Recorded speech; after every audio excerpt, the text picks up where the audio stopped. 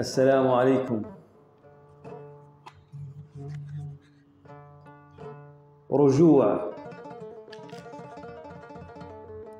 قد يقرر المرء الابتعاد عما يتعبه من معاناة تنجم عن ممارسة أشواقه، وقد يعود عن قراره ذاك إذا وجد السبب.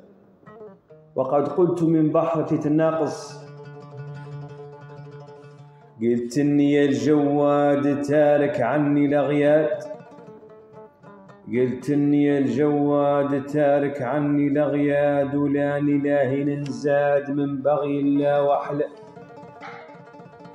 ولا هو قابل لي زاد البغي البالت له، إلين بلا ميعاد طفلة جابت الغلا، وذا الجابر من اللي عطيه من عز ذي الطفلة ما جبره بعد الذيب من المبات في الخلا.